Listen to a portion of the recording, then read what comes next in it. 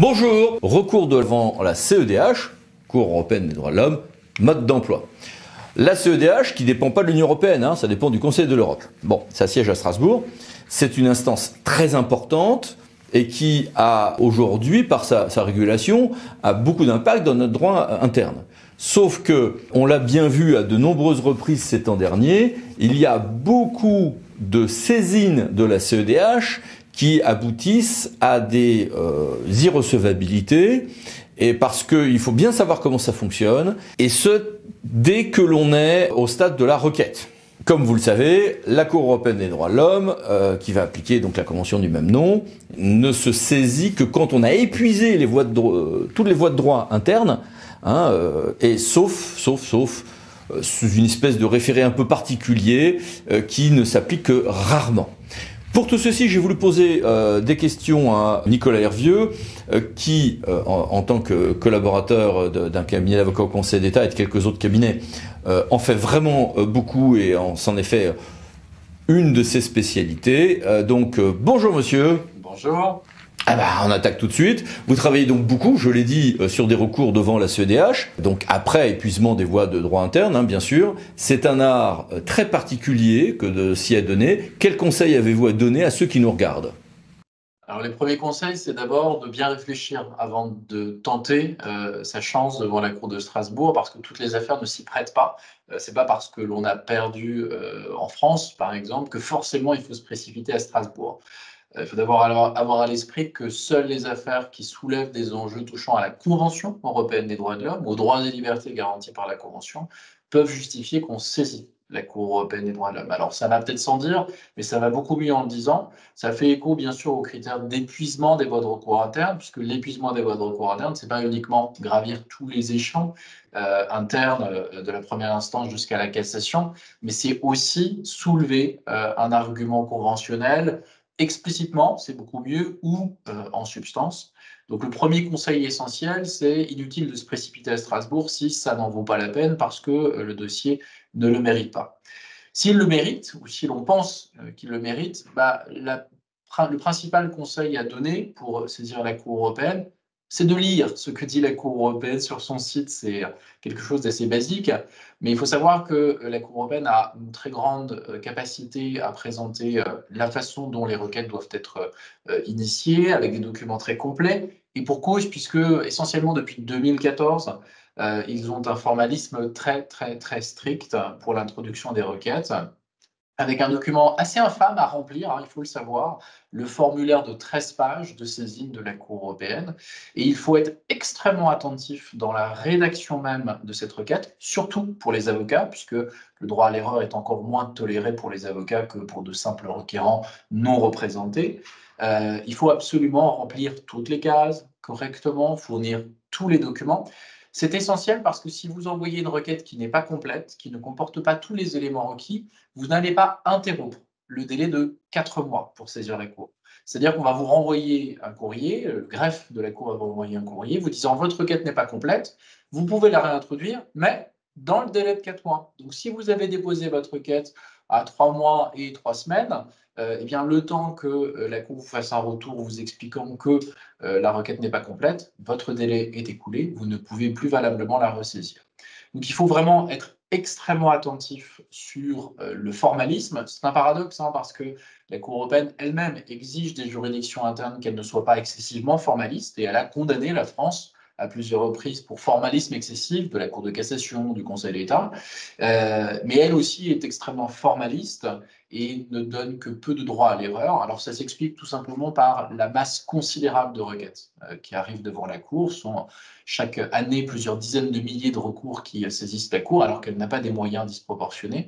Et donc elle procède à un examen à l'entrée des requêtes qui est très sévère, aussi bien sur le plan purement formel que sur le plan du fond. Donc ça, c'est vraiment le conseil essentiel, bien remplir le formulaire de requête, bien lire toutes les consignes sur le sujet.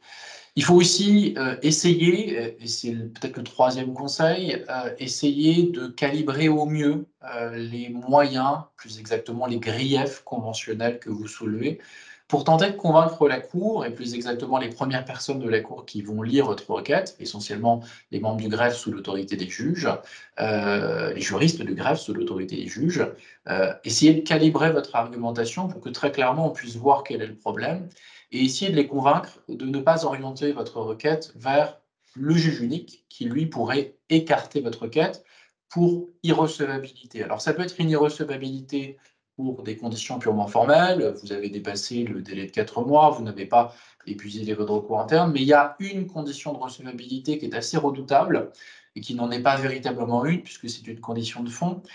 Une requête peut être écartée comme irrecevable par un juge unique si on considère qu'il n'y a manifestement pas d'apparence de violation de la Convention. C'est donc un rejet d'une requête comme irrecevable pour une insuffisance au fond. Et donc ça, il faut essayer de rédiger votre requête de façon à ce qu'elle puisse convaincre la Cour européenne qu'elle mérite un intérêt, cette requête. Elle mérite un débat contradictoire. Elle mérite une décision de communication. Cette décision de communication, c'est la décision par laquelle la Cour va informer le gouvernement que vous visez, le gouvernement de l'État que vous visez, de l'existence de cette requête pour ouvrir un débat contradictoire. Et c'est une décision très importante. 90 à 95% des requêtes introduites devant la Cour européenne ne donnent pas lieu à une décision de communication, sont rejetées avant tout débat contradictoire.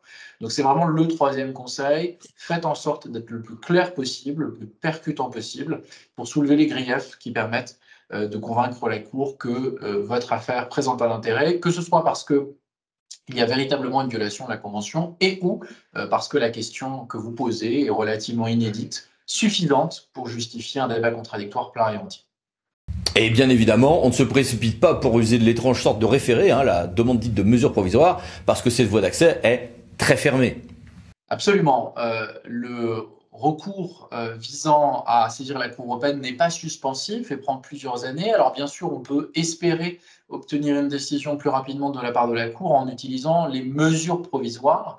Alors la demande de mesures provisoires est régie par l'article 39 du règlement de la Cour européenne, mais à manier avec beaucoup de précautions. Au demeurant, c'est comme en droit interne, on ne fait pas des référés uniquement parce qu'on est frustré de ne pas avoir une décision rapide du juge. On fait un référé parce qu'on rentre dans les conditions exactes qui sont prévues. C'est la même chose pour les mesures provisoires devant la Cour européenne. On ne peut saisir la Cour européenne d'une demande de mesure provisoire que si l'on estime que notre affaire soulève un risque grave de violation de droits extrêmement importants que sont pour l'essentiel les droits à la vie ou à l'intégrité physique, et que si jamais la Cour n'intervient pas assez rapidement, eh bien, la violation grave de ces droits importants deviendra irrémédiable. L'exemple typique, le noyau dur des mesures provisoires, ce sont bien sûr les mesures d'éloignement, d'expulsion ou d'extradition du territoire qui exposerait la personne renvoyée vers un État tiers à des risques pour sa vie ou pour son intégrité physique. Et évidemment, quand vous êtes mort ou quand vous avez été torturé, eh bien, le fait que 3 ans plus tard, la Cour européenne dise qu'effectivement c'est en violation de la Convention européenne que vous avez été éloigné, ça vous fera une belle jambe. Donc, la mesure provisoire est utile dans ce cas précis, mais il ne faut pas du tout envisager que d'autres perspectives, d'autres champs soient prioritaires pour ce type de démarche. Vous ne pouvez pas saisir la Cour européenne une demande de mesure provisoire si vous estimez que c'est à tort qu'on vous a dépossédé de votre bien et que c'est un scandale au titre de l'article 1er du protocole 1er. Il y a finalement que très peu d'hypothèses où les mesures provisoires peuvent avoir un sens. Ça ne veut pas dire qu'il faut s'auto-restreindre, s'auto-limiter. Il peut y avoir des cas touchant à la vie privée et à la vie familiale qui justifient cette demande, mais là aussi, l'utiliser avec beaucoup de discernement, ce n'est pas la panacée pour obtenir un retour rapide de la Cour européenne, sachant que, et c'est non pas un conseil mais un constat, il faut bien avoir à l'esprit que les délais de traitement de la Cour européenne des droits de l'homme, eux aussi ne respectent pas forcément les exigences de l'article 6 sur le délai raisonnable de jugement, ça prend plusieurs années. Il faut s'armer de patience et d'une certaine abnégation pour obtenir enfin une réponse de la Cour européenne, au surplus quand on attend une condamnation de l'État que l'on a visé. Autre point, certaines collectivités publiques croient pouvoir en droit interne soulever des arguments tirés de la CEDH et ensuite pouvoir aller devant la CEDH. Sauf que ce n'est que dans des cas très très rares qu'on peut le faire. Un mot à ce sujet ? Absolument, il faut bien avoir à l'esprit que l'article 34 de la Convention européenne prévoit que peuvent saisir la Cour européenne toutes les personnes qui se prétendent victimes d'une violation, mais ces personnes peuvent être des personnes physiques comme des personnes morales, à condition qu'elles soient des organisations non gouvernementale, c'est-à-dire que des personnes morales de droit public, communes, départements, régions, l'État lui-même, bien sûr, ne peut pas saisir la Cour européenne des droits de l'homme d'un recours.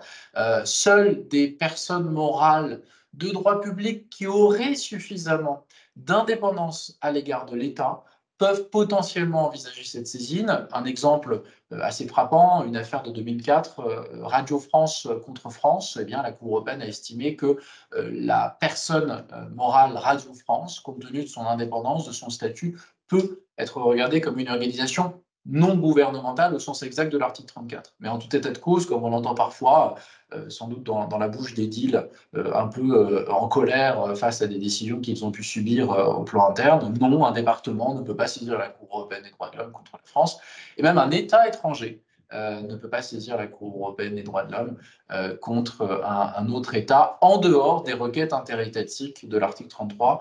Par exemple, un État extérieur au Conseil de l'Europe, ça a été jugé récemment de façon claire, ne peut pas engager une requête contre un autre État membre, lui, de la Convention européenne des droits de l'homme. Et allez, une petite question en passant. Quel est votre record en nombre de violations reconnues par la CEDH, reconnues par cette Cour? Notre record de violations en une seule affaire, pas moins de 7 violations de la Convention européenne des droits de l'homme par la France, c'est l'affaire Moustaï contre France.